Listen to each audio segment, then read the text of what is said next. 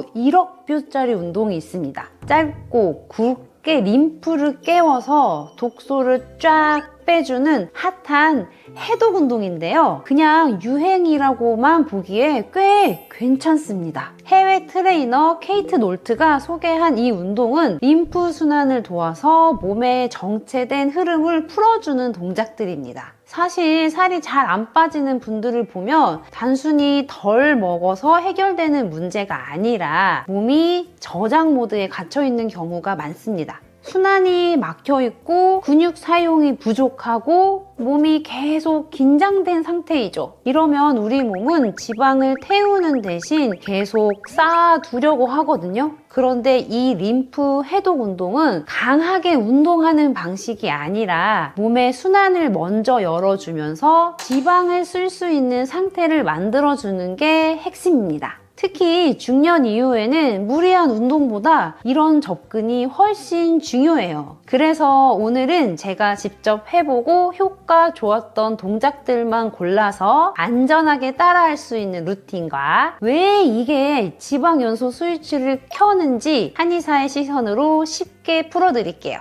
오늘 영상 보시고 나면 살 빠지는 몸은 이렇게 만드는 거구나 확실히 감 잡으실 겁니다. 복잡한 기구 필요 없습니다. 넓은 장소 필요 없어요. 딱 7분이면 충분합니다. 저와 함께 멈춰버린 대사 에너지를 다시 켜고 가벼워진 몸을 직접 체험해 보시죠. 자, 지긋지긋한 나이살과 작별할 준비 되셨나요? 지금 바로 시작합니다.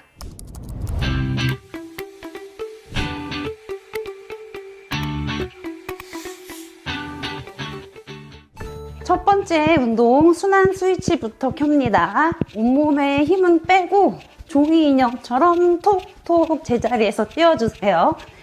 발바닥 용천열이 자극되면 멈춰있던 순환 에너지가 다시 돌아갑니다. 림프가 움직이기 시작하면 붓기가 빠지고 노폐물이 흐르기 시작해요. 독소 나간다. 붓기 빠진다. 자, 가볍게 톡톡 리듬 타세요. 제자리 점프 운동이 걷기보다 훨씬 몸을 빠르게 덮여줍니다. 심박수가 올라가고 전신이 깨어나요. 와, 벌써 몸이 더워지죠? 심박수를 올리는 것이 왜 중요할까요? 우리 몸은 갑자기 지방을 쓰지 않아요. 먼저 지금 에너지가 필요하다는 신호를 줘야 연소 모드로 전환합니다. 두 번째 운동입니다. 앉으면서 허벅지 꽉 일어설 때 팔을 끝까지 위로 쭉. 허벅지 근육은 우리 몸에서 가장 큰 지방 연소 공장입니다. 여기가 살아야 인슐린이 안정되고 지방이 쌓이지 않아요. 전신을 길게 늘리면서 몸속 노폐물을 쭉 밀어냅니다. 제자리 점프에 이어 더 강하게 하체 위주의 전신 운동을 하면서 점점 운동 강도가 높아지죠. 제가 실제로 여러 번 해보면서 운동 강도를 체크해 봤는데요. 이번 운동을 마치기도 전에 최대 심박수까지 올라가더라고요. 너무 많이 앉으시지 않으셔도 되고 마지막에 까치발로 쭉. 까치발이 어려우신 분들은 그냥 팔만 위로 올리셔도 괜찮습니다.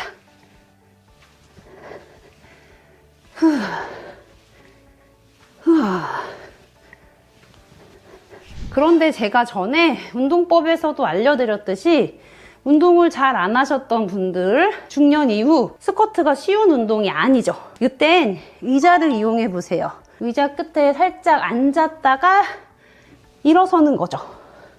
이렇게 의자에 앉았다가 일어나는 방법으로 하면 더 쉽고 안전하게 스쿼트 운동을 하실 수 있습니다. 아까 의자 없이 하는 게 어려웠었던 분들은 이렇게 의자를 이용해서 1분 똑같이 해주시면 됩니다. 세 번째 운동이에요. 무릎을 높게 손으로 팍팍. 배가 자꾸 나오는 분들, 이건 단순 지방이 아니라 끈적한 습관 문제일 가능성이 큽니다. 원래 케이트 놀트는 이 운동 시에 이렇게 손으로 무릎을 치는데요.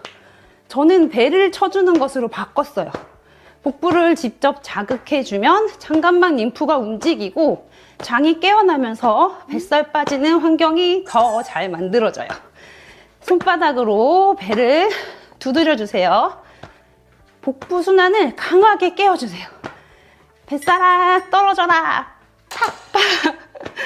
이 운동 역시 하체 근육을 쓰는 운동이라 2번 운동에 이어 3번 운동까지 높은 심박수가 유지됩니다. 하체 허벅지 근육을 쓰면서 혈당을 빠르게 소비하고 지방을 쓰는 준비 상태를 만들어주세요.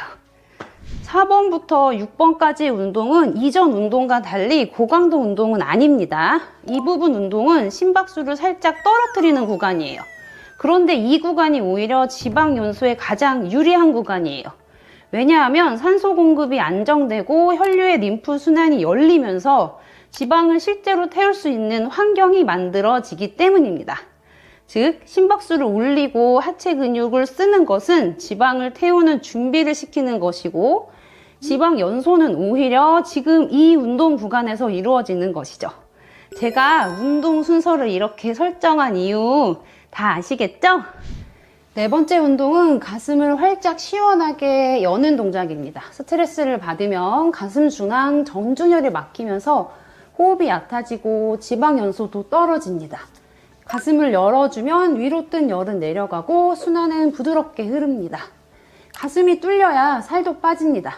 케이트 노트는 이 운동을 할 때 이렇게 상체를 숙이고 팔을 아래로 떨어뜨렸다가 올려주는데요. 이렇게 운동하면 겨드랑이 흉추면 허리 아파질 수 있어요. 이 운동의 이름이 가슴 열기인 만큼 중요한 것은 스트레스를 푸는 것입니다. 허리가 안 좋으신 분들, 스트레스가 많은 분들은 이 자세보다 오히려 이렇게 정면을 보고 호흡과 함께 하시는 것이 안전하고 효과도 좋습니다. 팔이 앞에 올 때 숨을 들이마시고 활짝 펼칠 때 숨을 내쉽니다.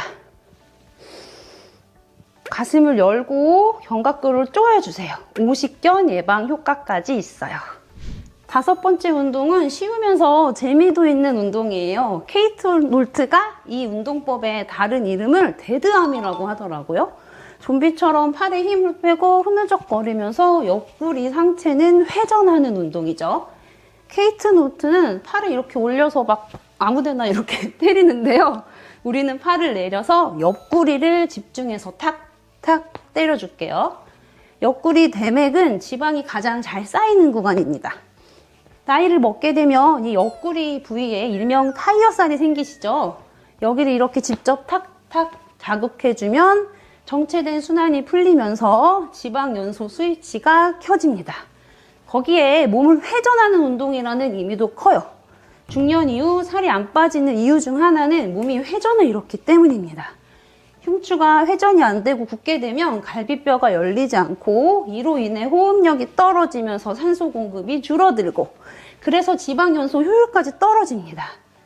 척추를 회전시키는 것이 호흡을 회복시키고 지방과 노폐물 배출을 돕는답니다. 6번째 운동은 골프하듯 척추를 크게 왼쪽, 오른쪽 번갈아 회전하는 운동이에요. 이전 했던 운동보다 동작 범위가 더 커지죠. 회전하는 반대 방향 발 뒤꿈치가 떨어질 만큼 시원하게 회전해주세요. 시선은 케이트 놀트 방법대로 한 곳에 고정해줍니다. 손끝을 따라 이렇게 이동하면 어지러워지더라고요. 척추를 크게 시원하게 회전. 지방은 가만히 두면 빠지지 않아요. 비틀어줘야 빠집니다. 지방을 비틀어 스윙으로 날려줍시다. 척추를 따라 흐르는 방광경은 전신 대사와 연결된 길입니다. 등이 굽어 있으면 순환이 막히고 살도 안 빠집니다. 척추를 길게 열어주면 몸 전체의 흐름이 살아납니다.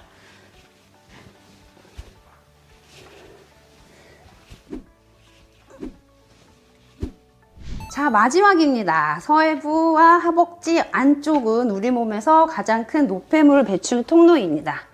여기를 펌프처럼 움직이면서 심호흡으로 마무리하세요.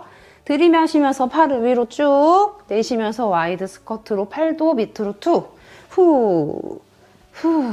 독소를 밖으로 마지막 1분이 몸 상태를 결정합니다. 조금만 더 힘내세요. 마지막 플리의 동작의 포인트는 하체를 다시 한번 자극해서 연소 상태를 유지하고 심호흡으로 산소 공급을 늘려 노폐물 배출을 확실히 해주는 거예요. 빠르고 강력하게 하는 것이 아니라 천천히 호흡 따라 하는 거죠. 들이마시고 내쉬고, 들이마시고 천천히 몸의 열기를 내뱉으시면서 호흡해주세요. 와이드 스쿼트는 일반 스쿼트보다 더 중년 이후에는 하기 어려우실 거예요. 진짜 평소에 안 쓰는 허벅지 안쪽 근육을 사용하는 운동에다가 유연성도 필요하죠. 많이 내려가실 필요 없습니다. 가능한 만큼만 하시고, 그냥 하기 어려우신 분들은 이렇게 의자 등받이를 잡고 하시거나 벽을 잡고 해주세요. 손을 올리고 내리는 동작은 빼셔도 괜찮습니다. 호흡에 집중해 주세요. 들이마시고 내쉬고, 들이마시고 내쉬고, 이렇게 의자와 함께 1분 하시면 됩니다. 고생하셨습니다.